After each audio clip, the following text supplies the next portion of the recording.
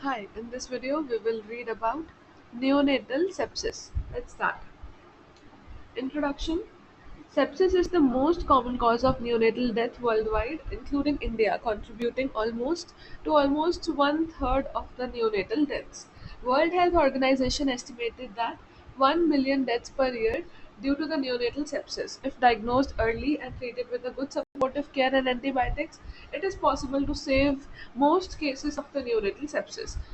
Decreasing the invasive interventions, promoting breastfeeding, and maintaining proper hand hygiene are the best preventive strategies to reduce the occurrence of neonatal sepsis. What are the learning objectives of this video? Identify the neonate with sepsis. Firstly, we have to know who which neonate is in sepsis, enumerate the important etiological organism, interpret the sepsis screen, and treat the neonatal sepsis. Fine. So let's first learn what is sepsis. What is neonatal sepsis? Neonatal sepsis is a clinical syndrome characterized by signs and symptoms of infection with or without the accompanying bacteremia in the first month of the life. It encompasses various systemic infections of the newborn such as septicemia, meningitis, pneumonia, arthritis, osteomyelitis, and urinary tract infection. Classification depending on the age of onset, two patterns of the disease have been recognized. One is the early onset sepsis, and the second one is the late onset sepsis. Early onset sepsis, where the signs and the symptoms of the sepsis appear Signs and symptoms of the sepsis appear within 72 hours of the birth. The source of pathogen is the maternal genital tract or the delivery area. Okay. Source of infection is this maternal genital tract or delivery area. Respiratory distress due to the congenital pneumonia is predominant manifestation of the early onset sepsis. Okay. What is the predominant manifestation? It is respiratory distress due to the congenital pneumonia is the or the intrauterine pneumonia is the predominant manifestation of the EOS. Now coming to the late onset sepsis, where the signs and symptoms of the sepsis appear after 72 hours of age. The pathogens are acquired from the community or hospital. Late onset sepsis commonly presents as septicemia, pneumonia, or meningitis. Fine. So the symptoms and signs of sepsis appear after 72 hours of age and here within 72 hours of after birth. The pathogens are acquired from the community or hospital. It can be either community acquired or hospital. There is nosocomial. And late onset sepsis, how does it present with? Late onset sepsis commonly presents with septicemia, pneumonia, or meningitis. Now coming to the etiology. Most cases of the neonatal sepsis are caused by Escherichia coli. Most cases are caused by Escherichia coli, Klebsiella, and the Staphylococcus aureus. These three are the most common organisms: E. coli, Klebsiella, and the Staphylococcus aureus. Now coming to the risk factors, early onset sepsis is caused by organism prevalent in the maternal genitalia or in the delivery area. The risk factors for the early onset sepsis include very low birth weight, less than 1500, prematurity, spontaneous preterm delivery, prolonged rupture of the membrane more than 24 hours, foul smelling liquor, multiple more than 3 per vaginal examination in the 24 hours, or single unclean PV examination, and intrapartum maternal fever of more than 38 degrees centigrade. So these are all the causes of early onset sepsis, and it is very important to remember all these. Very low birth weight, prematurity, spontaneous preterm delivery, prolonged rupture of membrane of more than 24 hours, foul smelling liquor, multiple more than 3 per vagina in the 24 hours, single unclean or unclean per or single unclean per vaginal examination, and intrapartum maternal fever of more than 38 degrees centigrade. Now coming to the late onset sepsis. This is caused by organism thriving in the external environment of the home or the hospital. The infection is often transmitted through the hands of the care providers. The associated factors of the late onset sepsis include very low birth weight or the prematurity, lack of breastfeeding, delay in the enteral feeding, and frequent handling, disruption of the skin integrity with the needle pricks and use of IV fluids, poor hygiene, poor maintenance of the asepsis in the neonatal units, including the improper hand washing techniques, superficial infections, pyoderma, and the umbilical sepsis, or previous or prolonged hospitalization. Fine. In late onset sepsis, very low birth weight, prematurity, lack of breastfeeding, delay in the enteral feeding, frequent handling, disruption of the skin integrity, poor hygiene, poor maintenance of the asepsis in the neonatal units, including improper hand washing techniques, superficial infections, and the previous or the prolonged hospitalization. These are all the risk factors for late onset sepsis. Clinical features. The clinical picture of the neonatal sepsis is highly variable. The signs and the symptoms may be minimal, subtle, or non-specific. Common clinical features of the neonatal sepsis are listed in this table. Clinical manifestations include, okay, the star marked ones, we have to first read this. Star marked ones are suggestive of pneumonia, plus signs suggestive of meningitis. A. Diarrhea should be suspected if the passage of watery stool or increase in the usual stool frequency.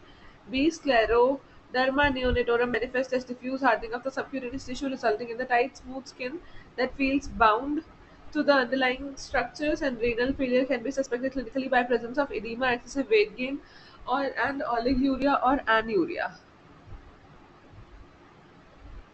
So these are all the clinical manifestation of the neonatal sepsis. How will the baby present?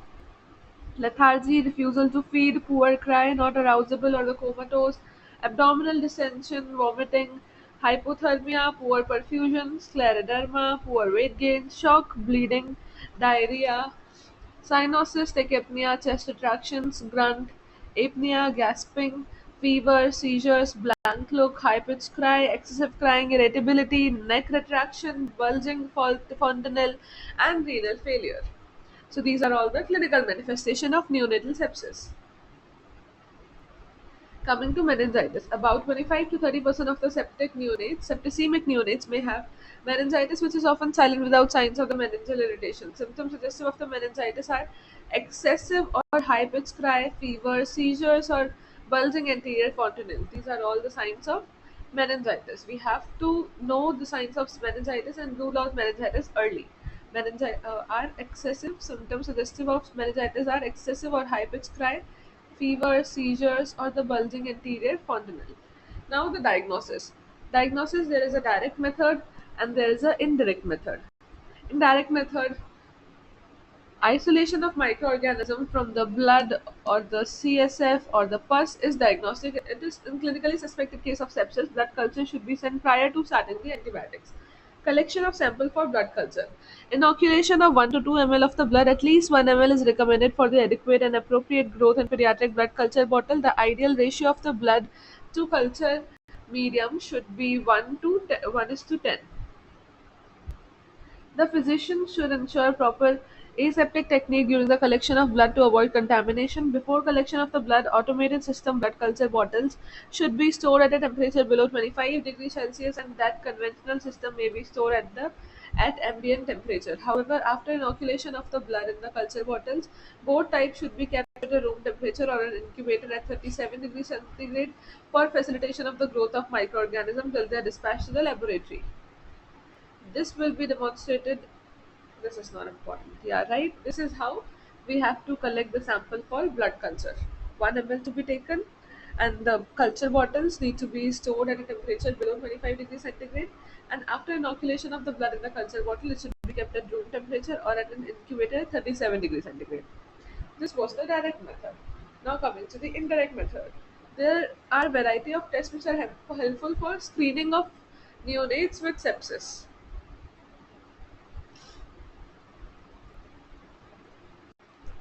So the first one in the sepsis, this is sepsis screen, right? TLC, a TLC count below 5,000 per mm cube. This is a sepsis screen. An absolute neutrophil count of less than 1800 is an indicator of infection. Neutropenia is more predictive of neonatal sepsis and than neutrophilia. Okay. So an absolute neutrophil count of less than 1800 Immature neutrophils, band cells plus myelocytes plus metamyelocytes to a total neutrophil ratio of more than 0.20 means that immature neutrophils are over 20% of the total neutrophils. This happens because bone marrow pushes the immature cells into circulation to fight the infection. So third one is immature neutrophils to neutrophil to total neutrophils ratio. Immature neutrophils to total neutrophils ratio more than point 0.20. That means that immature neutrophils are over 20% of the total neutrophils. Fourth one is the micro ESR may be elevated with the sepsis and fall of more than 15 mm during the first hour indicates infection. Micro ESR may be elevated and fall off more than 15 mm during the first hour indicates infection. C-reactive protein, a value of more than 10 milligram per liter, is taken as positive. Okay, when we have to take CRP positive, a value of more than 10 milligram per liter. A negative CRP is reassuring. The CRP can be positive for other conditions like the perinatal asphyxia, shock, and meconium aspiration syndrome. So, a negative sepsis screen helps to rule out the sepsis. However, a positive screen may not be confirmatory as the screen parameters may be positive due to many other clinical conditions like the PIH, perinatal asphyxia, shock, meconium, aspiration syndrome, etc. Neonate with a positive sepsis screen may have an infection, or it could be positive due to other reasons also. So this is the sepsis screen that we should know. What comes under it? TLC, a total leukocyte count of less than 5,000, absolute neutrophil count of less than 1800 is an indicator of infection. Neutropenia is more predictive of the neonatal sepsis and the neutrophilia. Immature neutrophils to total neutrophils ratio is more than 0.20. That means the immature neutrophils are over 20% of the total neutrophils. Micro ESR may be elevated, a fall of more than 15 mm during the first hour, and a C-reactive protein value of more than 10 milligram per deciliter is taken as positive. Fine. This was all about neonatal screening, sepsis screening. A practical positive sepsis screen takes into account two or more positive tests out of the five given below. Fine. When we have to call it positive sepsis screen, when there are two or more positive out of the five given below. That is neutropenia, immature neutrophil to total neutrophil ratio, and micro ESR and CRP positive. Perform sepsis screen if early onset sepsis is suspected clinically, or there are two or more risk factors in the asymptomatic baby, or late onset sepsis. Now the CSF examination and values of the CSF for diagnosing the meningitis. Lumbar puncture must be performed in all the neonates with the late onset sepsis. In early onset sepsis, CSF examination may be deferred in the neonate with the respiratory distress syndrome without any risk factor for sepsis. In all the cases, it must be done preferably before starting the antibiotics. In a neonate with meningitis not showing the clinical recovery after institution of antibiotic, lumbar puncture should be repeated after 48 hours. Ideally, the CSF WBC count and the CSF sugar must be performed within 30 minutes of indrawing the sample.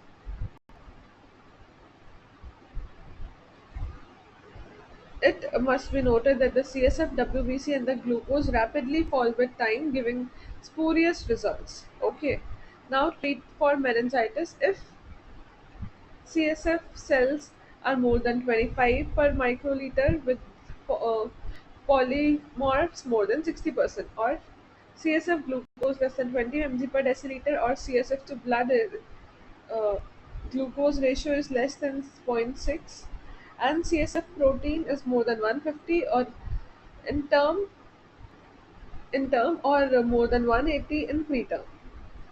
This means the absence of pleocytosis, both hypoglycoria and raised protein must be present to call it probable meningitis. Fine. What should be present?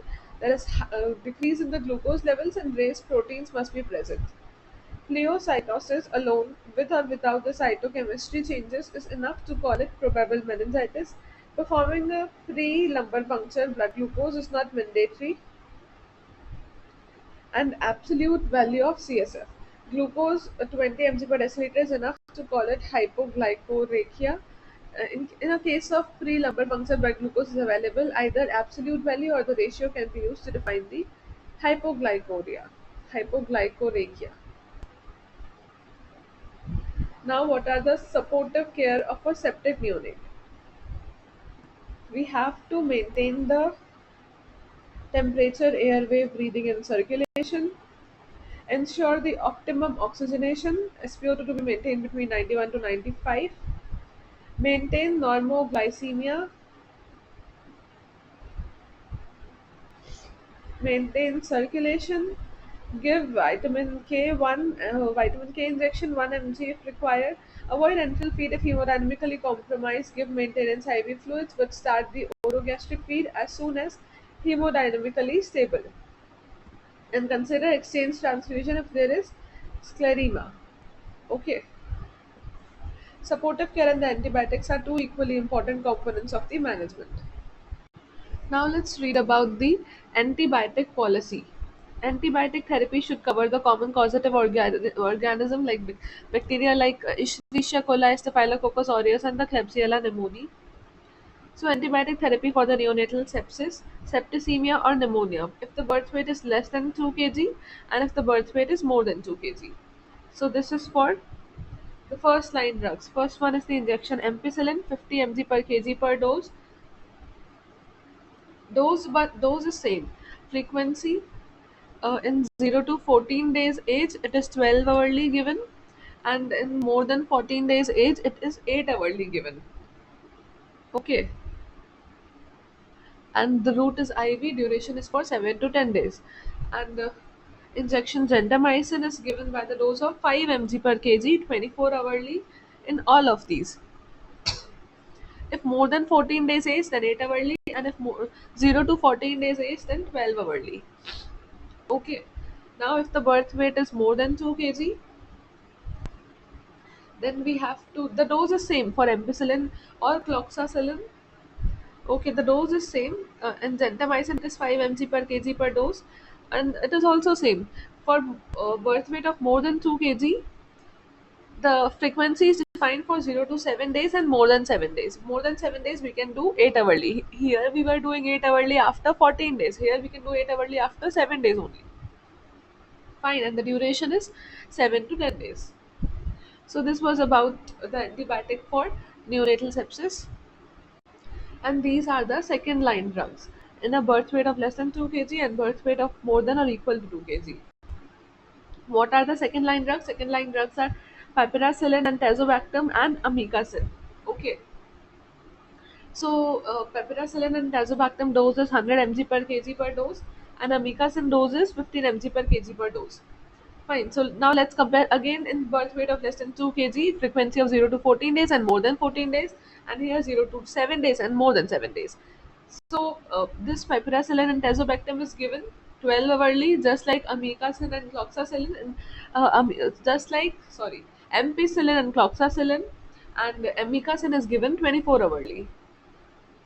Fine, and the frequency of 0 to 7 days same, but after 14 days in less than 2 kg we can do 8 hourly, but we can do 8 hourly in more than 7 days only in the birth weight of more than 2 kg. Fine, so these were the second line drugs. Now for meningitis, for confirmed meningitis. Okay, first line drugs for less than 2 kg and more than 2 kg, again that is same thing. Let's see. First, for first line drugs for is for confirmed meningitis, cefotaxime and amikacin. Cefotaxime is given in the dose of 50 mg per kg per dose, and amikacin in 15 mg per kg per dose. Okay.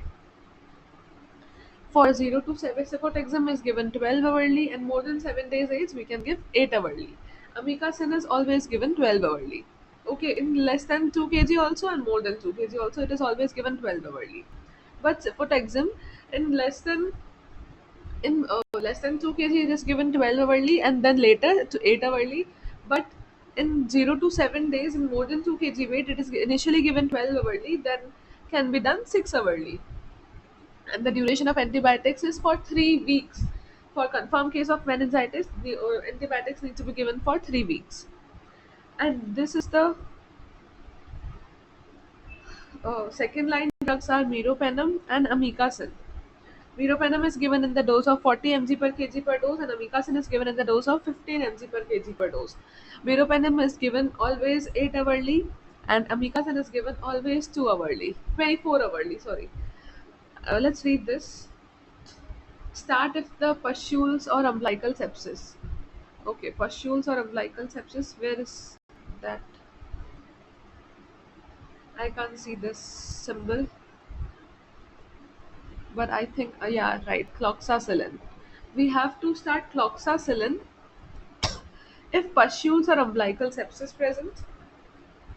Uh, for single star, where a single star for like cefotaxime, we have to infuse as an IV infusion or using a syringe pump over 30 minutes or longer using a use a concentration not higher than 100 mg per ml for infusion.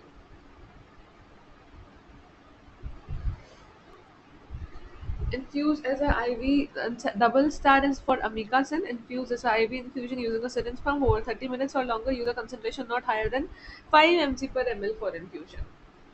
Okay, we have to dilute it. That means 100 mg should contain 1 ml. 1 ml should contain 100 mg. 1 ml should contain 5 mg for amikacin. Now to infuse as an IV for 3 star. 3 star is for meropenem. Infuse as an IV infusion using a syringe for over 30 minutes or longer. Use a concentration not higher than 50 mg per ml. Okay, for infusion. 1 ml should not contain more than 50 mg. And the 4 star. 4 star one is the meropenem. Oh, sorry. 3 star one was not meropenem. 3 star one is, which one is the 3 star one? It is piperacillin and tazobactam. Okay, fine. And this 4 star one is the meropenem. Again, infuse as an IV infusion using the syringe for more 30 minutes or longer and use a concentration not higher than 10 mg per ml for infusion. Okay, 1 ml should not contain more than 10 mg. The above table suggested guidelines to begin with, as it is not possible to advocate a single antibiotic policy for use in all the newborns. Every newborn unit must have its own antibiotic policy based on the profile of the pathogens and the local sensitivity patterns. Preferably choose penicillin plus a aminoglycoside combination for sepsis, not a cephalosporin, as they rapidly induce the production of extended spectrum beta lactamases, cephalosporins, and the fungal colonization, leading to increased resistance and fungal sepsis. Third generation cephalosporins like the cefotaxime should be reserved for meningitis in view of good CSF penetration. Avoid using ceftriaxone neonates as they disrupt the bilirubin and from the albumin binding sites and may also induce cholestasis. Okay, so we have to preferably choose a penicillin like ampicillin and an aminoglycoside like a gentamicin. Fine. And we have to save drugs like cefotaxime for meningitis as in view of good CSF penetration. And we don't have to use ceftriaxone because it will displace the bilirubin from albumin binding sites and may cause cholestasis. Now the duration of antibiotic therapy. Positive sepsis screen. If present, then we have to use antibiotics for some 5 to 7 days. Stop earlier if the culture is sterile and the baby is well. Positive blood culture 10 to 14 days. Okay, for screen 5 to 7 days, for positive blood culture 10 to 14 days. Now coming to the change of antibiotics. Empirical upgradation can be considered if there is no clinical improvement by 48 hours of the institution of the antibiotics or there are signs of deterioration earlier than that. In such circumstances, presence of signs of deterioration, one must look for the alternate explanation like hypoglycemia, hypothermia, meconium aspiration syndrome, transient tachypnea of newborn, respiratory distress syndrome, and the perinatal asphyxia for the clinical signs and augment supportive care. However, despite this, if the improvement does not occur in 48 hours to 72 hours, and one may consider changing the changing to second line antibiotics. And current evidence does not support the use of serial CRP as a guide for deciding whether or not the antibiotic should be upgraded empirically or not. Following conditions do not require antibiotics for their management unless the workup for the sepsis is positive. Meconium stained amniotic fluid does not require any antibiotics. Meconium aspiration syndrome, respiratory distress syndrome, perinatal asphyxia, asymptomatic neonate with the presence of 1 to 2 risk factors for the early onset sepsis, jaundice, prematurity, and cyanotic heart disease. All these does not require any antibiotics. Now we read about what antibiotics to be given, when should we start antibiotics, when to suspect sepsis, but when to stop antibiotics. This also we should know. So in culture negative sepsis and in culture positive sepsis. If blood culture is reported sterile at 48 hours, the following guidelines must be adhered to. Asymptomatic neonate at risk of EOS with the positive sepsis screen not performed initiated on antibiotics, stop the antibiotics. Fine. What was present? Asymptomatic. The new symptomatic is asymptomatic. Positive sepsis screen was present.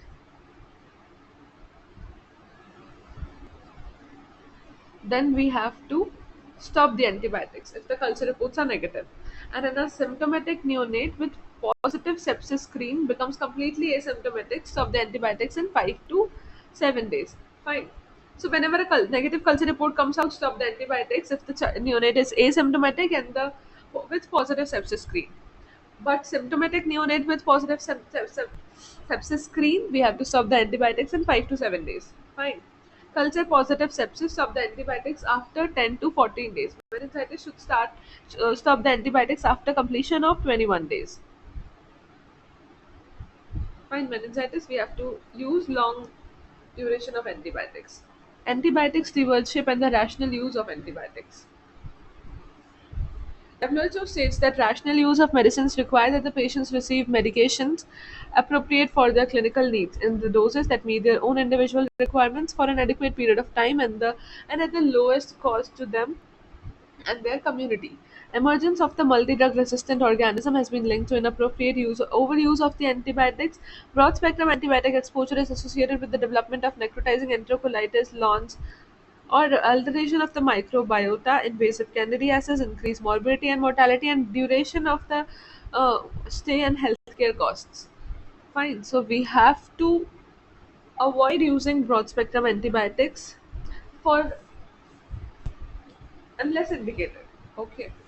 Antimicrobial stewardship is recognized as a critical patient safety and quality imperative to combat the emergence of multi-drug resistance.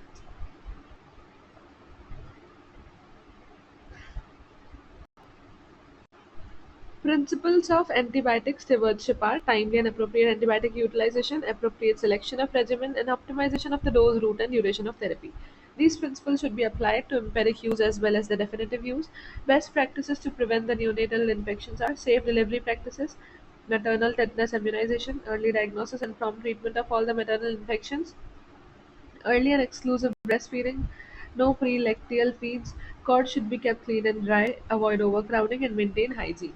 Hand washing is the simplest and the most effective method for the control of infection in neonates. Fine, this is very important to remember. Fine, we have to prevent the neonatal infections, and it can be caused by us. Just imagine how how will you feel if you cause someone's infection? Like safe, so we have to take care of the safe delivery practices. Maternal tetanus immunization is important, early immunization and prompt treatment for all the maternal infection, early and exclusive breastfeeding, no pre-lacteal feeds, cord should be kept clean and dry, and avoid overcrowding and maintain hygiene. Hand washing is the simplest and the most effective method for control of infection in the hospital. Prevention of infection in the hospital. Nursery environment should be kept clean, ensure round the clock water supply, ensure adequate ventilation, maintain temperature of 26 to 28 degrees centigrade, avoid overcrowding, ensure strict asepsis procedures during procedures, and minimize invasive interventions such as the needle pricks or the IV alimentation, and initiate the early enteral feeds. The use of prophylactic antibiotics for the prevention of the nosocomial infection is strongly condemned. They are not only useless but are dangerous due to potential risk factors of the emergence of the resistant strains of bacteria. Now, after this, all this, we should know when to refer. After initial stabilization of the baby's condition worsen or no improvement is noted after 48 hours of the treatment, the baby could be considered for the referral to higher center.